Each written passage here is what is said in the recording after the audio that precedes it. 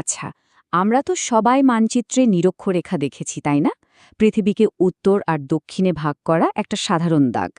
কিন্তু যদি বলি এই দাগটা আসলে মোটেও সাধারণ নয়, যদি বলি এটা একটা অদৃশ্য শক্তি, জীবনের এক বিশাল ইঞ্জিন, এমনকি হাজার হাজার বছরের পুরনো রীতিনীতির কেন্দ্র, চলুন আজ এই পরিচিত লাইনটার পেছনের আসল লুকানো গল্পটা একটু জেনে নেওয়া যাক। একবার শুধু ভাবুন তো, আপনি দাঁড়িয়ে আছেন ইকুয়েডরের সেই বিখ্যাত মেতাদ দেল মুন্দো স্মৃতিস্তম্ভে। এক পা উত্তর গোলার্ধে, আরেক পা দক্ষিণ গোলার্ধে। পৃথিবীর ঠিক মাঝখানে দাঁড়িয়ে এই যে একটা ছবি তোলার সুযোগ, অনুভূতিটা কিন্তু সত্যি অসাধারণ, তাই না? কিন্তু একটা মজার ব্যাপার আছে। কি হবে যদি বলি পর্যটকদের এই যে এত আনন্দের কেন্দ্র, ওই বিখ্যাত হলুদ দাগটা আসলে ভুল জায়গায় আঁকা? যদি বলি আসল নিরক্ষরেখাটা এখান থেকে বেশ কিছুটা দূরে? হ্যাঁ, ঠিকই শুনছেন। আধুনিক জিপিএস টেকনোলজি বলছে এই বিখ্যাত স্মৃতিস্তম্ভটা আসল নিরক্ষরেখা থেকে প্রায় 240 মিটার দূরে, মানে প্রায় 2.5টা ফুটবল মাঠের সমান দূরত্ব। তাহলে প্রশ্নটা হলো, আসল নিরক্ষরেখাটা ঠিক কোথায়, আর কেনই বা এই রেখাটা এতখানি বিশেষ? আচ্ছা, চলুন এবার ম্যাপ আর ট্যুরিস্টদের ভিড় থেকে একটু সরে আসি। নিরক্ষরেখাকে যদি সত্যি বুঝতে হয়, তাহলে আমাদের 0 ডিগ্রি অক্ষাংশের এক অদৃশ্য ফিজিক্সের জগতে ডুব দিতে হবে। আর এখান থেকেই কিন্তু আসল মজার ব্যাপারগুলো শুরু হয়। প্রথমে একটা ব্যাপার পরিষ্কার করা যাক, আমাদের পৃথিবী কিন্তু একদম নিখুঁত গোল না। এটা নিজের অক্ষের ওপর বন করে ঘুরছে, তো তাই এর মাঝখানটা মানে নিরক্ষরেখার কাছটা একটু ফোলা, ঠিক যেন একটা কমলা লেবুর মতো। এই যে নিরক্ষীয় স্ফীতি, এর কারণে মেরু অঞ্চলের চেয়ে নিরক্ষরেখায় পৃথিবীর ব্যাস প্রায় 42 কিলোমিটার বেশি। আর এই অদ্ভুত আকারের জন্যই কিন্তু কিছু দারুণ ঘটনা ঘটে। যেমন ধরুন, নিরক্ষরেখার কাছাকাছি এলাকাগুলোতে বছরে 2 দিন এমন একটা সময় আসে যখন ঠিক দুপুরে সূর্য একেবারে মাথার উপরে থাকে। একে বলে লাহেনা নুন বা জিরো শ্যাডো ডে। ওই মুহূর্তে আপনার নিজের ছায়াও কিন্তু গায়েব হয়ে যায়, মানে একটা লম্বাপানা ল্যাম্পপোস্টেরও কোনো ছায়া মাটিতে পড়ে না। অদ্ভুত না ব্যাপারটা? এটা যেন প্রকৃতির একটা সিগন্যাল যে আপনি পৃথিবীর খুব স্পেশাল একটা জায়গায় আছেন। ওই যে বললাম আসল নিরক্ষরেখাটা অন্য জায়গায়, সেখানে ইন্টিনিয়াম মিউজিয়ামে গেলে কিছু মজার জিনিস দেখানো হয়। যেমন ওরা দেখায় যে ঠিক লাইনটার ওপর একটা বেসিনের জল ঢাললে সেটা কোনো ঘূর্ণি বা ভর্টেক্স ছাড়াই সোজা নিচে নেমে যায়। আবার একটা পেরেকের মাথায় নাকি খুব সহজেই ডিম দাঁড় করানো যায়। এগুলো দেখতে দারুণ লাগলেও সত্যি বলতে কি এগুলো পুরোপুরি সায়েন্টিফিক না। আসল যে শক্তিটা এখানে কাজ করে, মানে করিওলিস এফেক্ট, সেটা আবহাওয়া বা সমুদ্রের স্রোতের মতো বিশাল স্কেলে কাজ করে। এত ছোট পরিসরে বোঝা প্রায় অসম্ভব। তবুও এই ডেমোগুলো কিন্তু নিরক্ষরেখার এই অদৃশ্য শক্তিকে কল্পনা করার একটা বেশ মজার কিন্তু নিরক্ষরেখার গল্পটা শুধু ফিজিক্সে আটকে নেই, এটা তো গল্পের কেবল শুরু। এই রেখাটা আসলে আমাদের গ্রহের জীবনের এক বিশাল চালিকা শক্তি।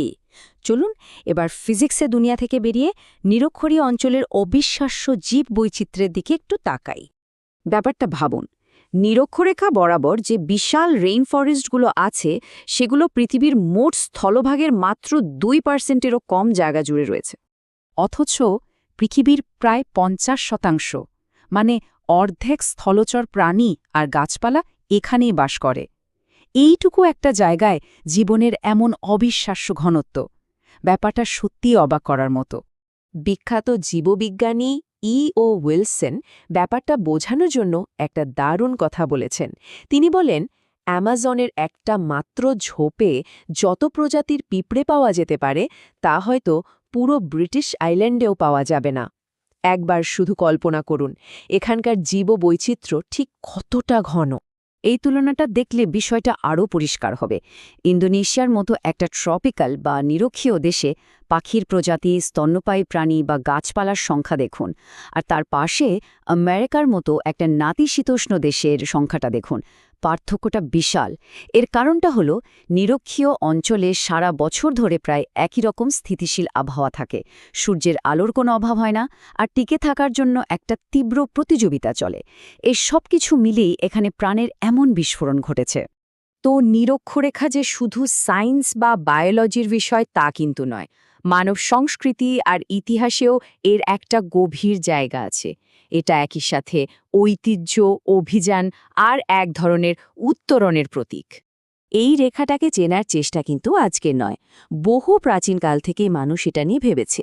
যেমন প্রাচীন কিতু সভ্যতার মানুষেরা সূর্যঘড়ি ব্যবহার করেই বুঝে ফেলেছিল যে তারা পৃথিবীর ঠিক মাঝখানে বাস করছে।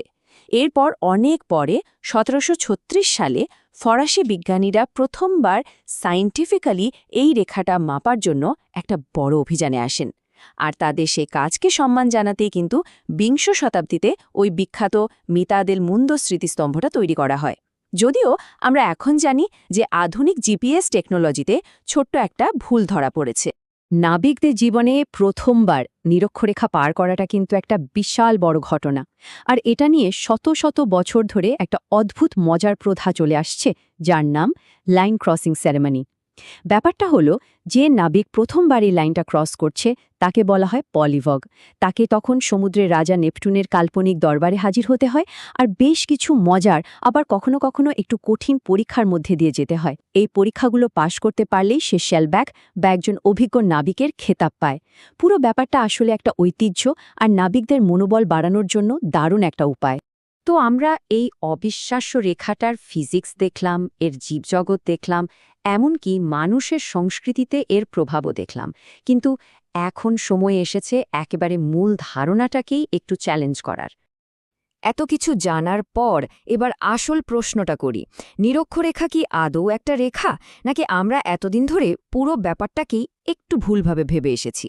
কিছু আধুনিক থিওরি বলছে নিরক্ষরেখা আসলে ম্যাপের ওপর আঁকা একটা ধারালো লাইনের মতো না, এটা বরং প্রায় ৫ কিলোমিটার চওড়া একটা জোন বা অঞ্চল। ভাবা হয় ঠিক এই জায়গাতেই উত্তর আর দক্ষিণ গোলার্ধের শক্তিগুলো এসে একে অপরের সাথে মেশে আর একটা একদম ইউনিক পরিবেশ তৈরি করে। আর মজার ব্যাপার হলো, ওই যে প্রাচীন কিৎসাত সূর্যঘড়ি, সেটাও কিন্তু ঠিক এই জোনের মধ্যেই পড়ে। ব্যাপারটা কাকতালীয় নাও হতে পারে। এই ধারণাটা কিন্তু আমাদের এতদিনের ভাবনাটাকেই বদলে দেয়। তাহলে শেষ পর্যন্ত আমরা কি বুঝলাম? নিরক্ষরেখা শুধু ম্যাপের ওপর পার করার মতো একটা দাগ নয়, এটা একটা জীবন্ত ডাইনামিক জোন যা আমাদের গ্রহের ফিজিক্সকে নিয়ন্ত্রণ করে, অবিশ্বাস্য সব প্রাণের জন্ম দেয় আর হাজার হাজার বছর ধরে মানুষের কল্পনাকে নাড়া দিয়ে গেছে। এটাকে শুধু পৃথিবীর কেন্দ্ররেখা বললে ভুল হবে, এটা আসলে আমাদের গ্রহের হৃৎস্পন্দন। Thanks for watching. Don't forget to like and subscribe to Animated Shikha for more videos.